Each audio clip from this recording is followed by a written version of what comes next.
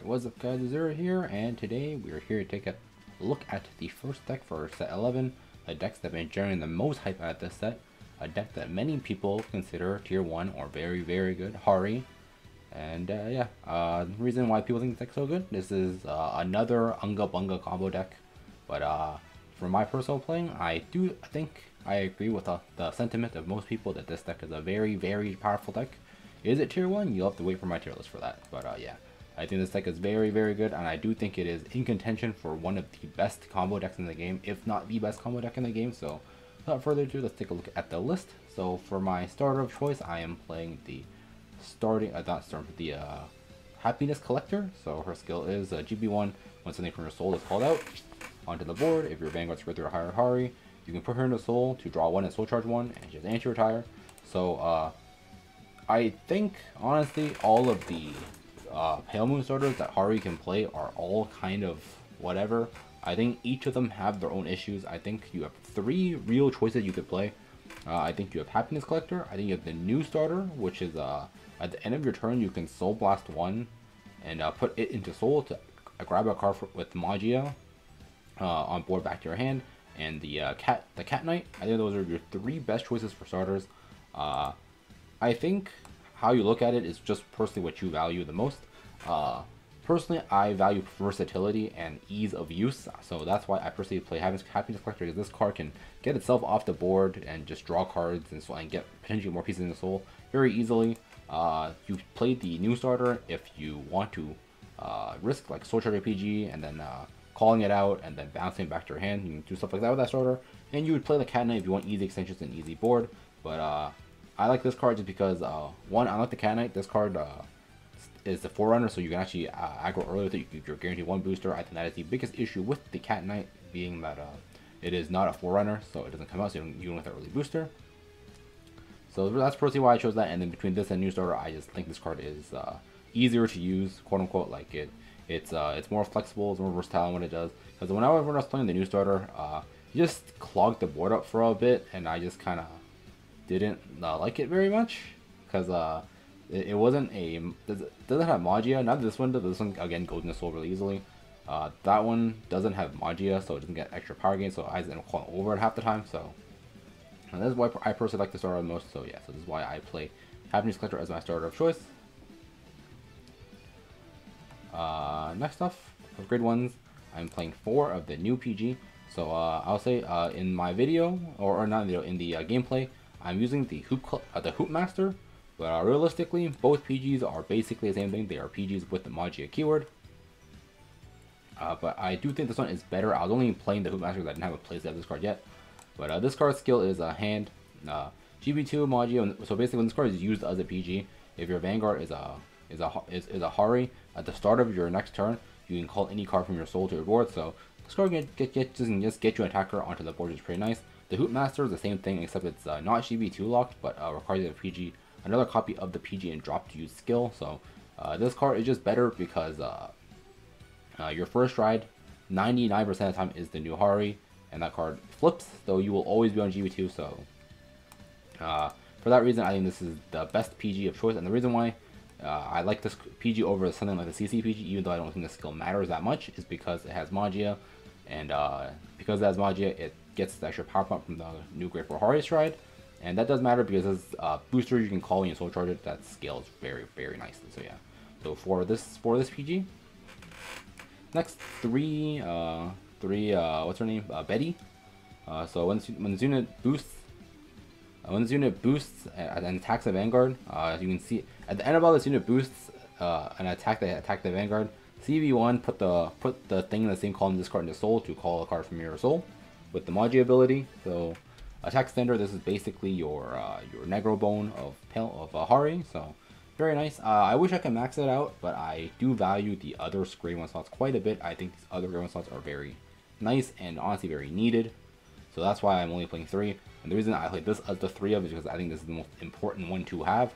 So this is the one I'll allocate 1 extra slot to. So yeah, three Betties.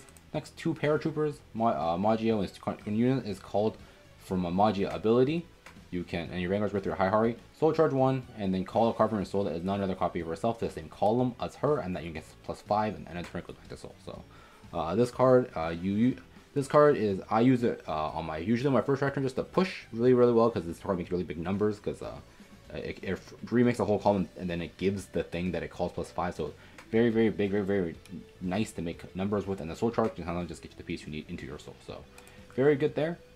2 Stride Fodder. Stride Fodder is Stride Fodder. I'm not going to go over this. You play less of it because 1, space issues, that's the main thing, but 2, this Harri can actually get you Stride Fodder every turn if you really need it. So, and we cut down on this, but for consistency reasons, we still play Stride Fodder in the deck. If we were guaranteed ride every single game and guaranteed Stride Fodder every single game, this card would have no spot in this deck, because I much prefer to have more pieces. Because that is not the case, this is a consistency tool that we are basically forced to play.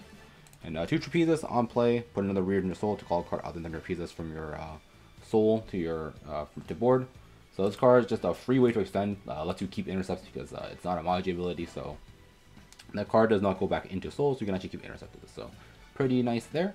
Definitely a nice 2 of, and yeah, so basically grade 1 is 4 PGs, 2 Stride Fodder, and then a bunch of extenders or ways to push, so very nice there. So that's it for grade 1s.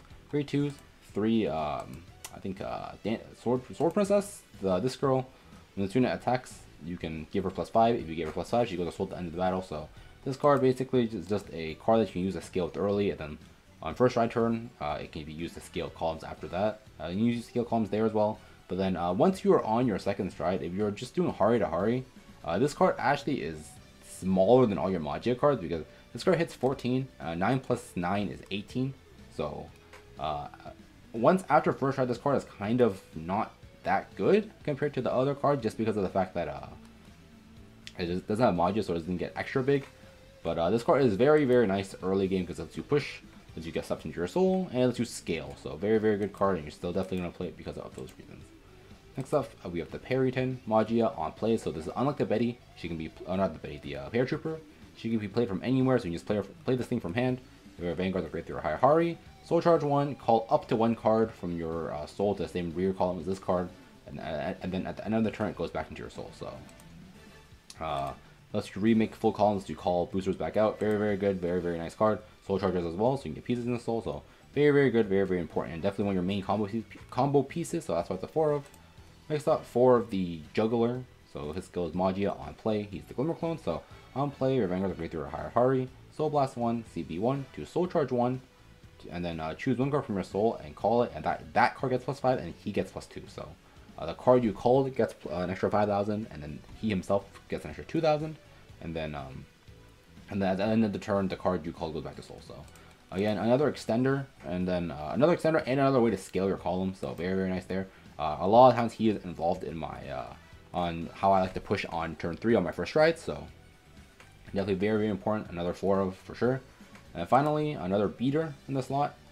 This card's skill is Magia once per turn when this unit attacks. Actually no, once per turn if you ran with a Harri, CB1, call something. I think like call a grade 1 to the same column as this card, and then it goes back to soul at the end of the turn. This skill is never used. I don't think I've ever used this skill once before, but this card, you technically could use it to call out like a Betty or something from soul, but that's pretty redundant when you have a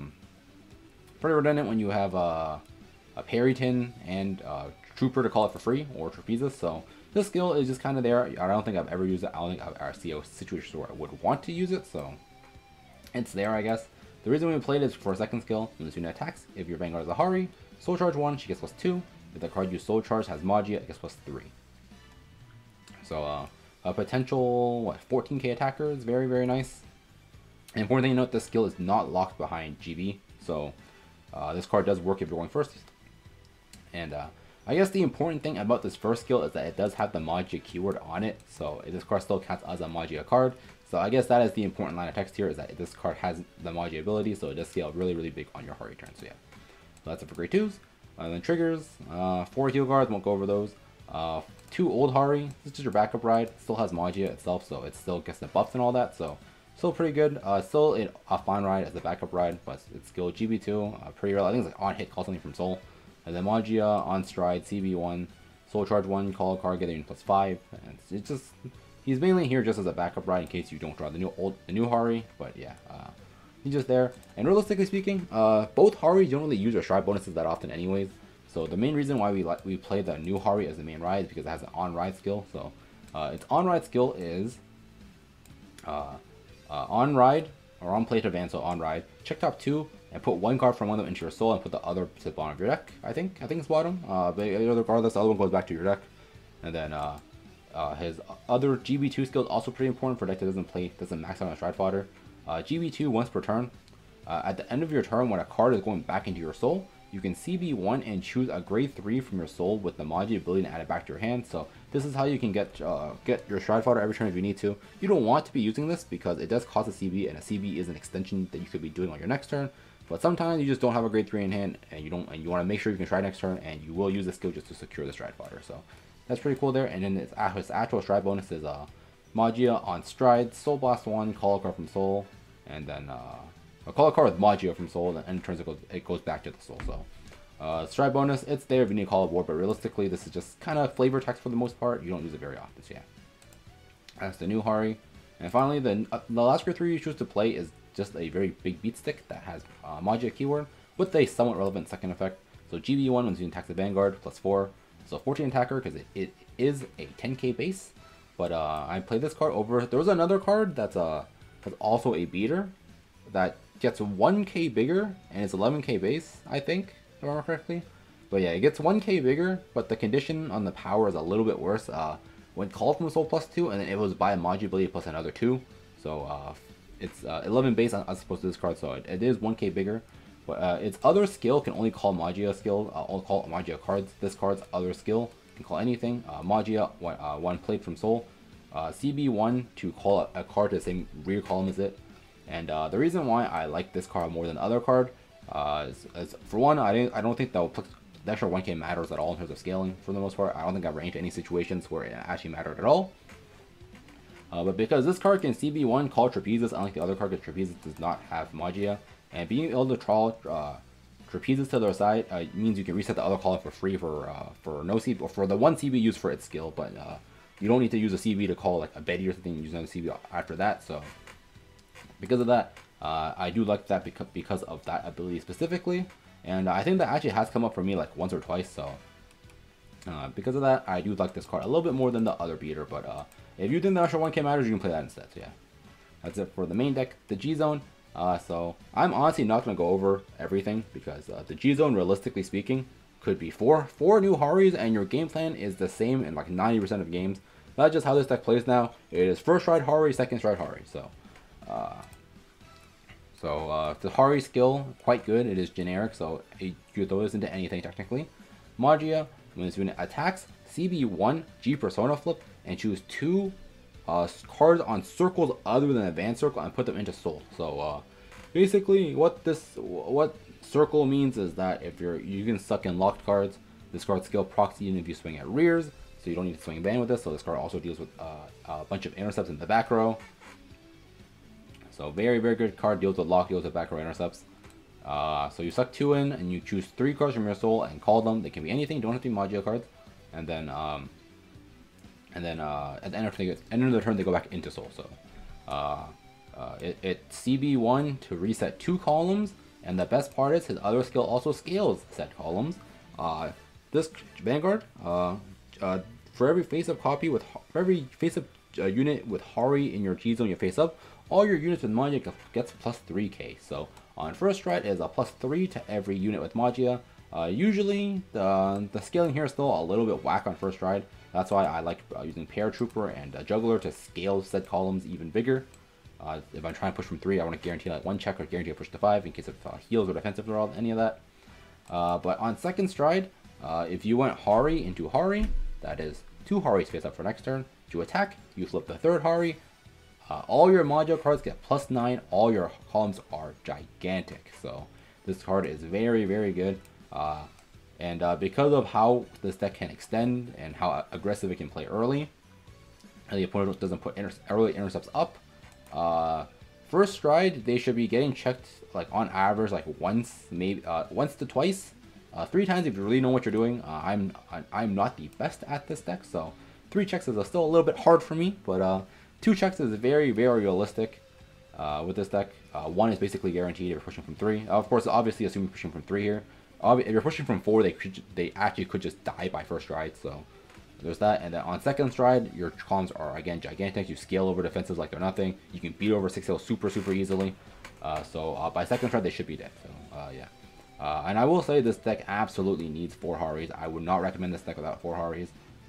Because the rest of the G-Zone is actually fluff. It is just filler in case they come up in said situation. So I'll tell you, in every situation where I've gone to every card, so Harmonics, I think I've gone to this card once against Damage Deny Luard for very obvious reasons. I need my CB to do my stuff.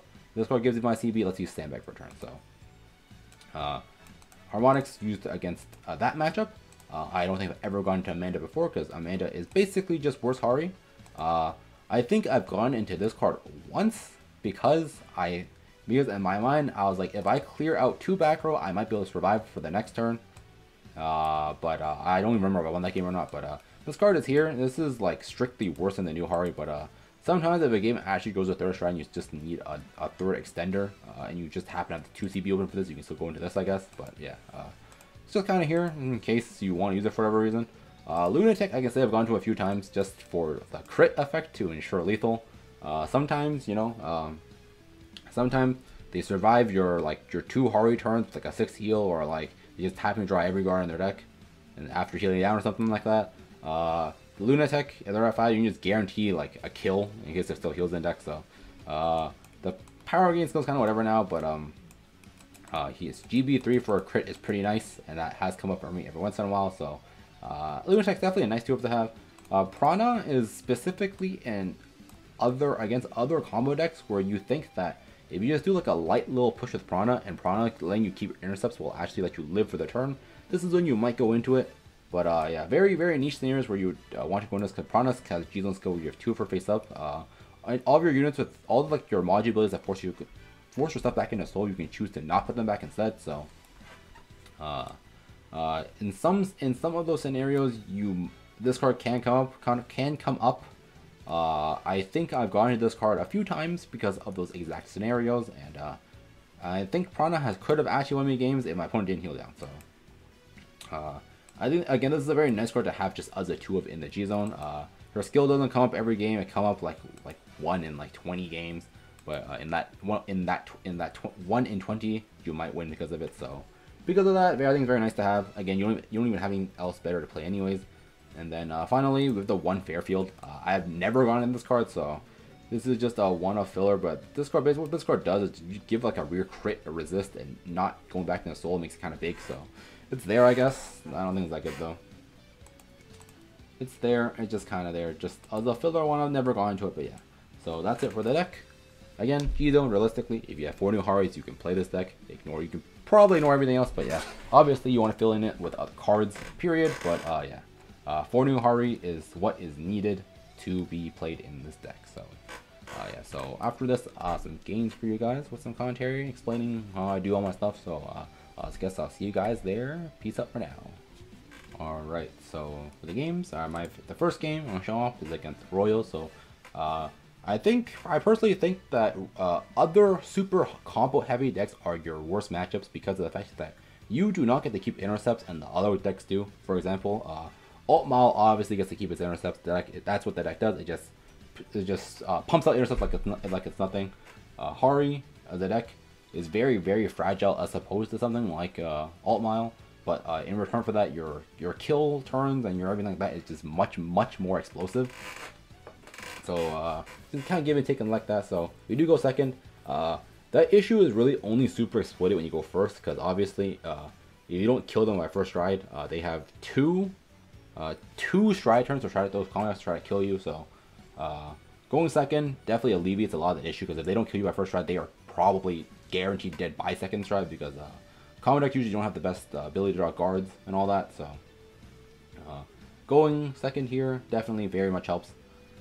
Opponent just try to push for 2. This definitely is one of the ways you want to play against Harri, is by putting early intercepts out, so you mitigate the early rush. Because if you let Harri push you to 4 on their first stride, you are probably dead.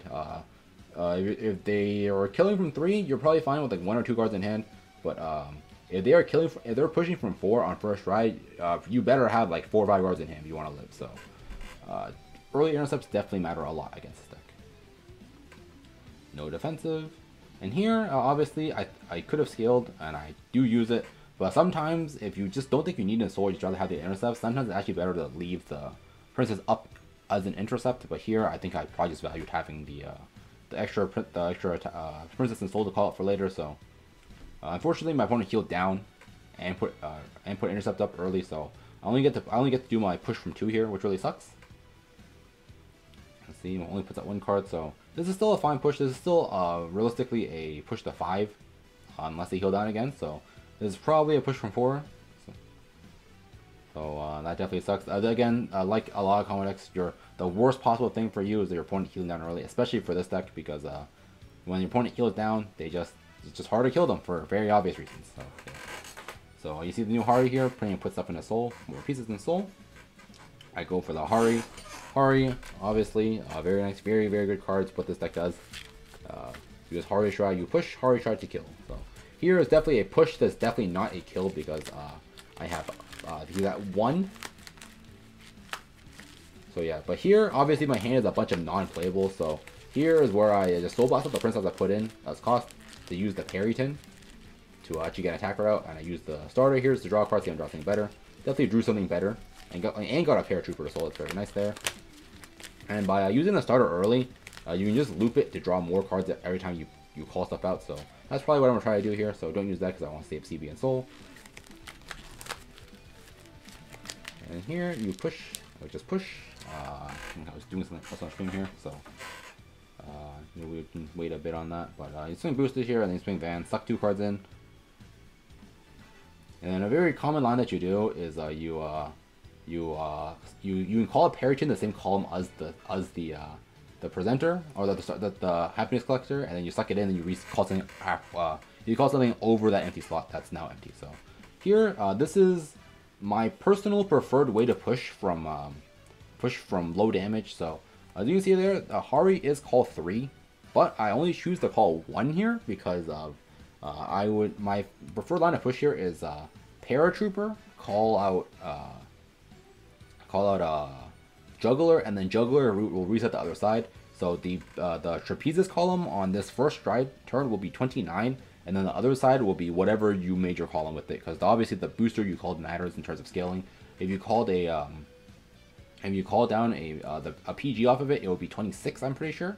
And if you called anything else, it will be 24 on first stride, I'm fairly certain. So those make pretty good numbers on push turn, and here obviously use this just to draw. Goes up to another PG.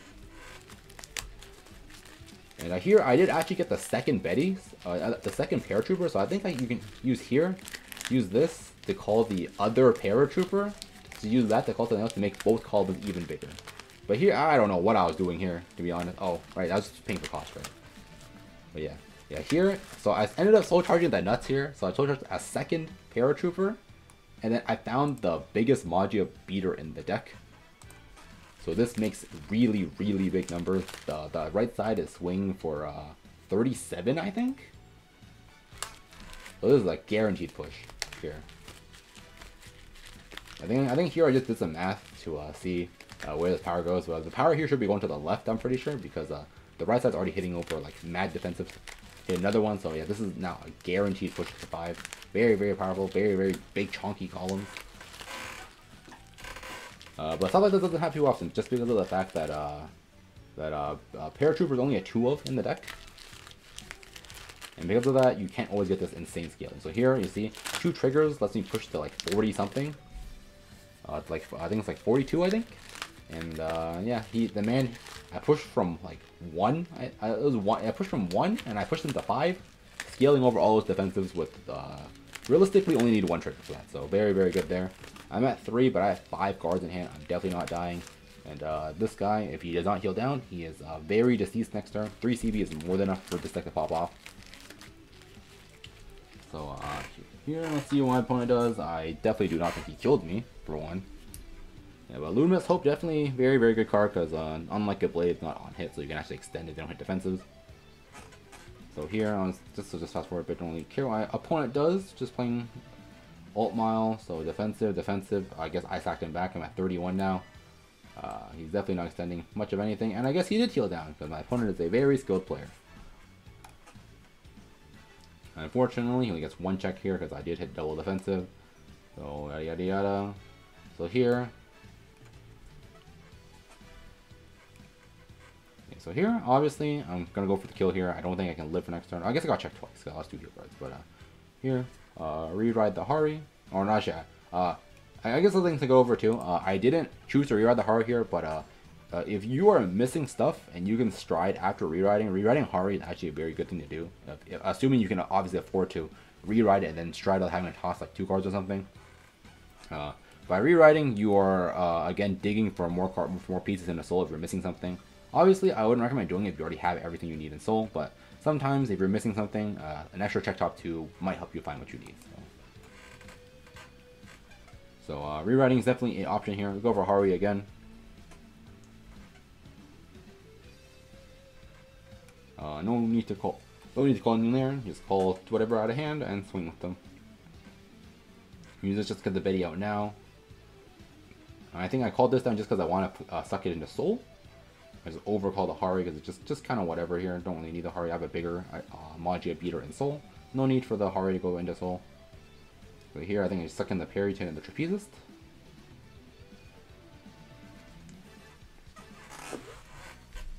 I do have an extra Betty, but I can call that out later with more because I already have 3 Periton in soul. You can definitely use Periton to reset Betty columns for free later on. So here, I think what I would call here would be just a Paratrooper and then another attacker for the other side. Yeah, so Paratrooper here. Like this, Paratrooper is mandatory, so you do have to use a skill. Sucking a heal doesn't really matter when I'm going for game anyways.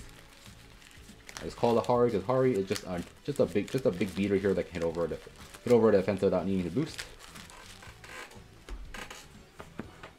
So no triggers, doesn't really matter here. All my non-Magia cards get +9. And this moment hits another defensive. But Harri is still hitting unboosted here. Very, very nice. And this 2 CB is more than enough for you to extend everything you need. So that's one. Betty will call out, I think I would call out Periton here.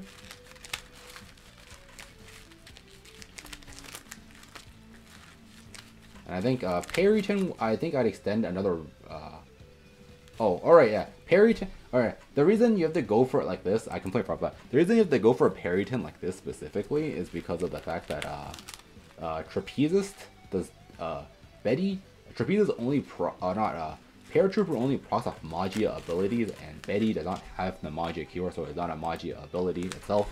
So if you want to extend like this with Betty and Paratrooper, you have to extend like this. So that really sucks there, but well, you can't really do anything about that.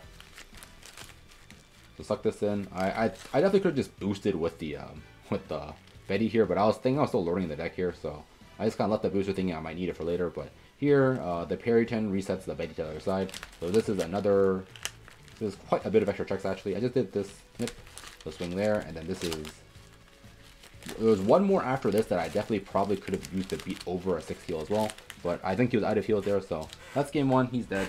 My opponent hit a bunch of defensive, skill down a bunch of times, and still died because all your numbers on second try will scale over defenses very easily. So very nice there. So that's it for game 1. And see double points was really early into the season.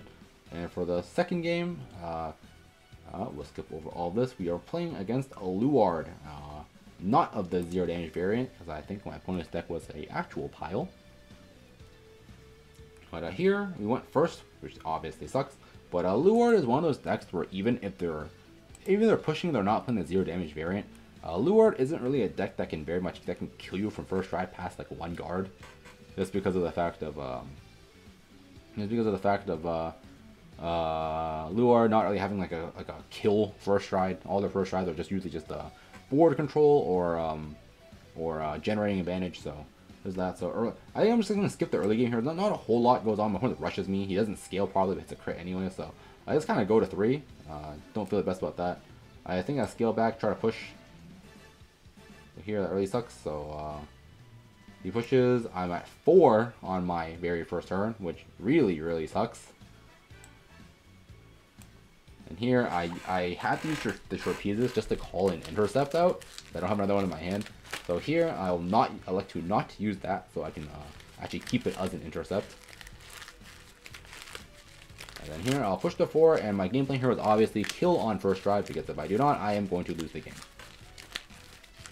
So double draw into no PGs, so basically I'm at the mercy of my opponent flipping a crit for lethal here. And I think for very obvious reasons, he did not flip a crit for lethal, so nothing there. So I think my opponent just goes for Ogma first drive without having Ritual 5. He doesn't do anything with his Ogma at all. He just kind of plays like a vanilla turn, swings, calls it a day. Does not crit me, so I am fine. I'm at 5. And here is where we kill on first strike, because he's at 4. And having 5 open CB definitely helps with that too. I rewrite here because I think I needed more pieces in the soul. So here, like I said earlier, sometimes rewriting matters because rewriting helps you potentially find extra pieces in the soul. I don't remember what I was missing here, so I don't think the trees is what I was looking for. I already have one on board that can always suck in. So here, yep, that was definitely not what I was looking for. But no need to soul blast anything out. Oh, I guess I did soul blast something out. I don't know. I actually don't know what I was doing here. I might have been digging for a Betty. An extra Betty, I think? Yeah, there it is. So I did that just to draw with the thing now. I actually don't know what I was doing here, to be honest. But regardless, you will see that this man is very deceased on this turn. Push that up. Betty. I actually don't know what I was thinking here. I think I was just quite tilted. I was at 5 already.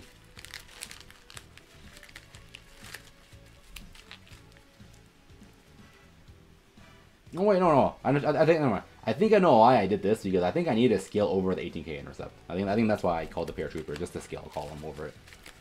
I'm pretty sure that's actually why I did this. So suck these 2 back in. The Harri is disposable, very much so.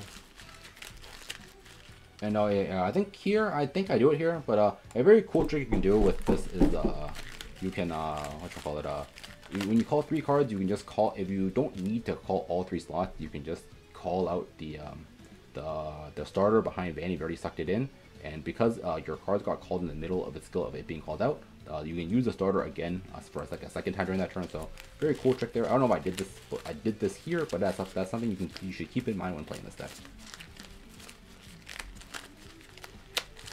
I'll go for double Perryton. I don't know why, but I must have go for double Perryton. Soul charge 1. I think here I just wanted pieces in soul. I think that's why I called the double Perryton here. So Perryton obviously free soul charge. Definitely probably why I did it like this. No triggers. Really sucks. He did not hit a defensive, so here we are gonna go for the kill here. So that's 1 check. And we can use the Betty to extend it now. Suck that in. We call the Perryton again. Perryton sucks another card in. And with the Perryton, we will call the starter just as a booster, so that this actually hits. 2 checks. That's 3. We'll use this Betty now to extend again.